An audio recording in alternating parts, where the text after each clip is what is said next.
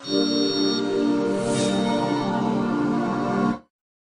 guys, this is Jazz from ZX7r.co.uk, ZX7r Owners Club.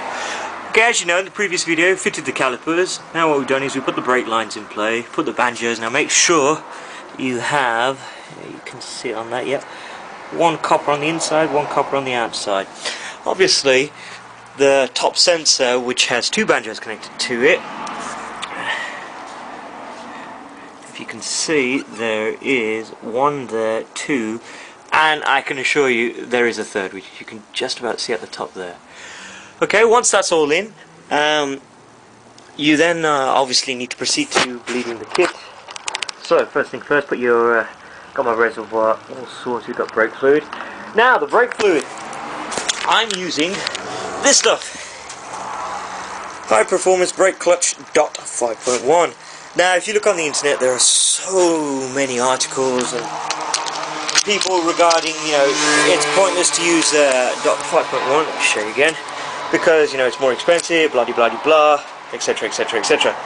Effectively what DOT 5.1 does compared to 4 is it boils at a higher temperature. I don't know, but I will stipulate in the article once I find out the information, and it doesn't absorb as much moisture. Now I know what you're saying, you know, you got a street bike, you don't need to go all that out, etc etc. Well, I like all this stuff, so I'm going to go with the DOT 5.1. The Brembo deserves it, and go from there. If you're going to use DOT 4, then so be it. But you know, if I'm going this far out, I'm going to go all out for it. This brake fluid cost me £10 from Halfords.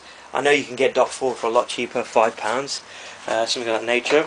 Anyway, that's all done now. So bled the kit, and the way I bled with the Brembo, looking at the manual and so forth, is you supply brake fluid to the top, open a singular nipple at the bottom, and eventually all the air goes through. You keep on pumping and so forth, and then you close this one off, and because you've got a flow of brake fluid going through, you bleed them out accordingly. I've got one of these, I would like to say nifty, people say it's cheating, I don't know, but it was damn easy for me. One of these little kits where the liquid can only go one way through. You can pick them up for about a tenner at Halfords, or, you know, someone like that. Same with the second one. Now the last thing is a nifty little trick which someone told me, and I've done on my previous brakes. Not the previous one that caused me a problem, but my second and my first ZX7R. So what you do is you first put a cable tie on, push it all the way in, and I might just add, I felt the brakes, and this is its lowest setting. They feel brilliant. You know, very very little movement, feels very progressive, no lumps or anything like that. It's quite smooth from what I can tell here, but I'll give her obviously a video review once I'm out and about on the road. So put the cable tie on, pick up a trusty spanner, something with a bit of weight. Okay, let's not go too crazy. Here we go. We've got a 15mm right here. And then what you're going to proceed to do, let me just, so there goes, switch hands, it's on the righty. You're going to gently just tap. Now obviously the theory is that the top nipple on a kit removes the concept of this, purely for the fact because you can drain down and then you can drain back up if you want to. But one thing I did find with the nipples is that they weren't 100% tight, as in the sense when you loose them a little bit, so the liquid did come out the side. So this is just an extra precaution, and it just takes, you know, just 10 minutes of the extra time. Again, just keep on tapping. Same with the Brembo as well, just gently tap it.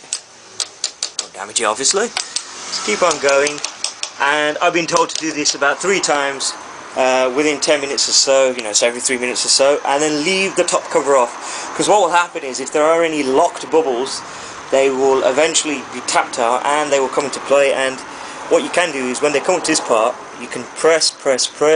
Once you take off the lever, keep on pressing, and eventually the bubbles do come to the top.